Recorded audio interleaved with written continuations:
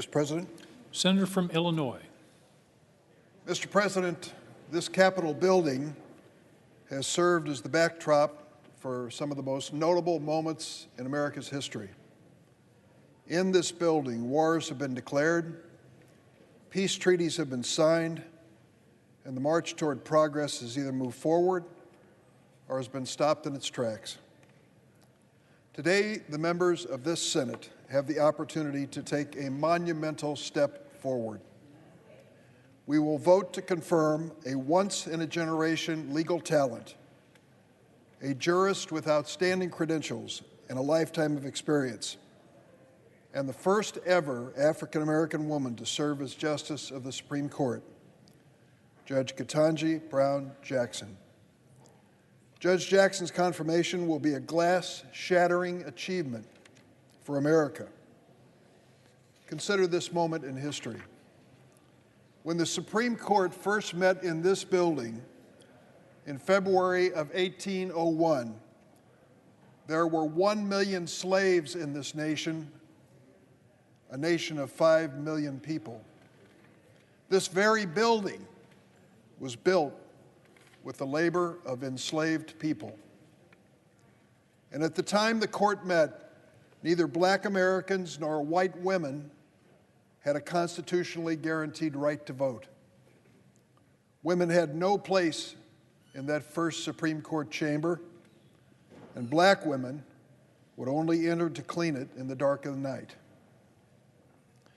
We know what followed.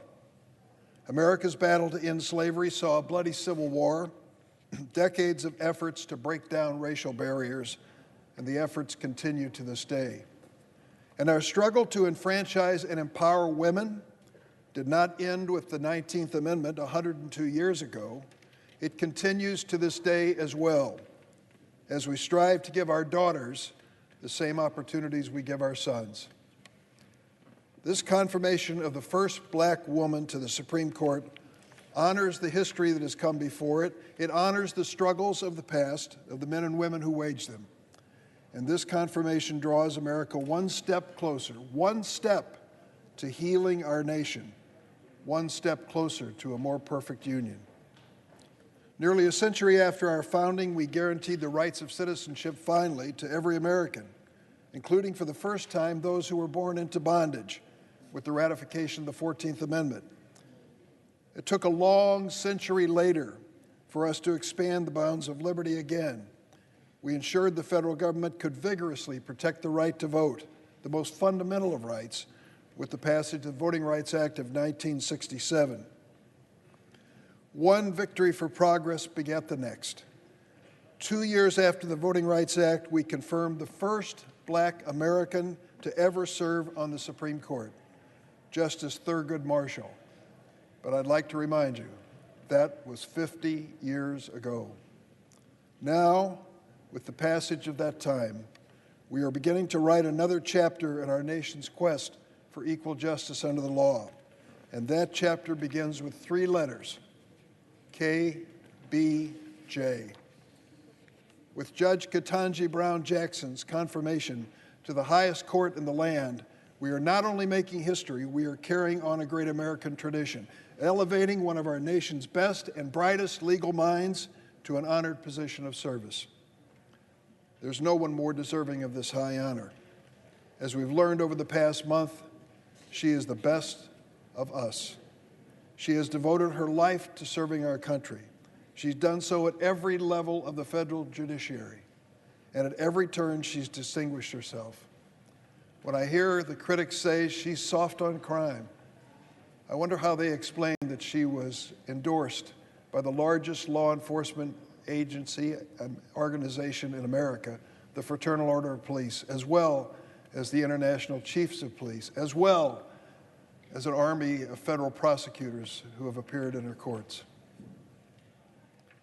She's dedicated to protecting judicial independence, to advancing freedom and liberty, and deciding every case, as she says, from a neutral posture. That's exactly what you'll find in evaluating nearly 10 years of service on the bench. I hear senators come to the floor and say, well, there's one opinion I disagree with. For goodness sakes, She's issued almost 600 written opinions in 10 years on the bench in the district court. She's been reversed a small percentage of the time. Her work speaks for itself. And when you evaluate it, you'll find out she's thoughtful and even-handed. As the American people saw during last month's hearing in the Judiciary Committee, Judge Jackson has the right judicial temperament. Calm, collected, she answered every question, even when the questions were hostile and confrontational. She answered them with dignity and grace and stood by for more than 24 hours of questioning. She's a proven consensus builder. She's been confirmed by the Senate on a bipartisan basis more than three times, I should say, and soon we hope she'll be confirmed again by a bipartisan majority. She's earned the support from leaders across the political and ideological spectrum, civil rights leaders, leaders in law enforcement, former federal judges appointed by Democrats and Republicans. All of them have lined up proudly to endorse her. Perhaps most importantly, Justice Jackson will help ensure that the law works for the people and that the people understand the workings of the court. For many Americans, what happens in a courtroom can be cold and impersonal. Judge Jackson has made a habit of making it real. She looks people in the eye, walks them through her decision-making with patience and empathy, and she reaches every one of her decisions by following the facts and the law wherever they lead. She said that her opinions can run long. That's by design, because she wants America to rest assured, whether she writes in the majority, the concurrence, or dissent, they want to know exactly where she stands on the most important issues. Serving as chair of the Senate Judiciary Committee during Judge Jackson's confirmation has been one of the highest honors of my Senate experience. I want to give special thanks to the man who spoke before me, Republican Senator Chuck Grassley of Iowa. His friendship and fairness have really guided our relationship throughout this historic process. In the weeks since President Biden announced her nomination, Judge Jackson has already lifted the spirit of countless Americans, inspiring a new generation of aspiring jurists and public servants. Millions of Americans see themselves in Judge Jackson. Black Americans, members of law enforcement families, working moms, public high school graduates, like her fellow Palmetto Panthers in Florida. Everywhere I've gone for the last few weeks when I go home, visiting law schools, going to the grocery store, I've been approached by people who've been following this nomination closely. They tell me how deeply impressed they are with Judge Jackson, even under fire from her critics. Hannah Edmondson is one of those people. She's a law student in Waukegan, Illinois, a city on the shores of Lake Michigan. In a letter to my office, Hannah wrote, and I quote her in saying, "If you can see it, you can be it." And I'm very excited to see America's first black female justice. Reverend Krista Alston is a Baptist minister in the city of Chicago. Comes from a long line of Baptist ministers. She calls herself a civil rights baby. Born in '64, the year LBJ signed the Civil Rights Act. Ricky Jones is also from Chicago. She's been working for civil rights for nearly 60 years, since she was a teenager. Well, late last month, Reverend Alston and Miss Jones, with 4 other people, drove 11 hours from Chicago to attend an hour of Judge Jackson's hearing. Reverend Alston said she was moved by the judge's courage, grace, integrity, and wisdom. She imagined what it will be like years from now to tell her future grandchildren what it was like to be in that room for that historic moment. And Ricky Jones said she never even expected to hear about a black woman being nominated to the Supreme Court, let alone to be in the room for her hearing. She said as she watched Judge Jackson, "It felt like the fulfillment of everything I've worked for my whole life." She thought of all the strong black women who came before her and helped make the movement possible.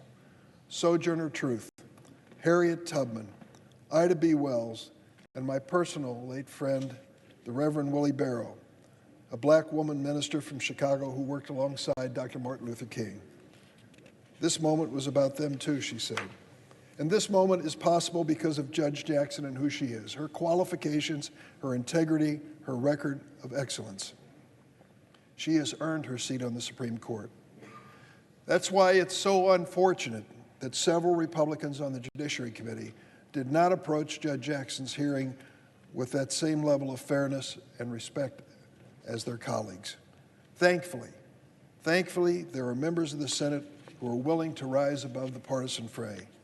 I want to particularly commend Senator Susan Collins of Maine, Senator Lisa Murkowski of Alaska, and Senator Mitt Romney of Utah for their political courage and their willingness to support a singularly qualified and historic nominee to the Supreme Court. You know, when Senator Romney announced his support for Judge Jackson's confirmation, I couldn't help but remember his father, the late George Romney, who served as governor of Michigan in the 1960s during the height of the civil rights movement. Governor George Romney knew a thing or two about political courage.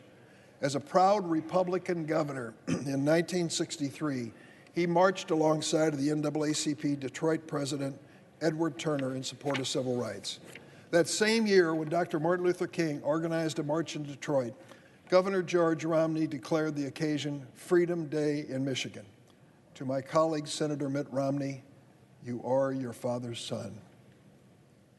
This week marks 54 years since the shot rang out in Memphis, Tennessee, claiming the life of Dr. Martin Luther King, an American who spoke with greater moral clarity than nearly any other in our history.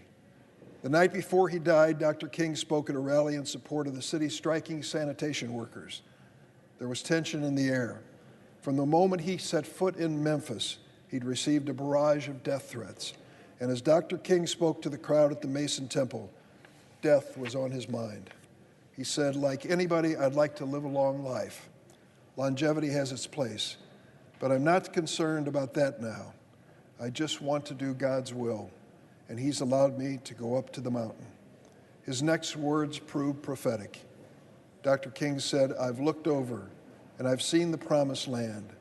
I may not get there with you, but I want you to know tonight that we as a people will get to the promised land.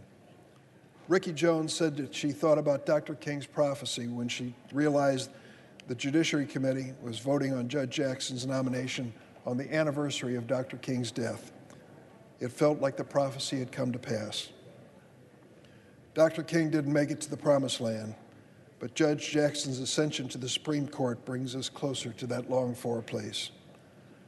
I'd like to close with one last personal plea to my Senate colleagues. I hope you'll think about this. In the years to come, long after we've left the Senate, one of our grandchildren may ask where we were on this historic day, April 7th, 2022, when America broke down what seemed like an impossible racial barrier and voted to send the first African-American woman to serve on our highest court. I will be proud to say I was on the Senate floor, standing at my desk and casting my vote with pride for the next Associate Justice of the Supreme Court of the United States, Justice Ketanji Brown Jackson. I hope my colleagues will join me in sharing this historic moment. And I yield the floor. The absence of quorum. Clerk will call the roll. Ms. Baldwin.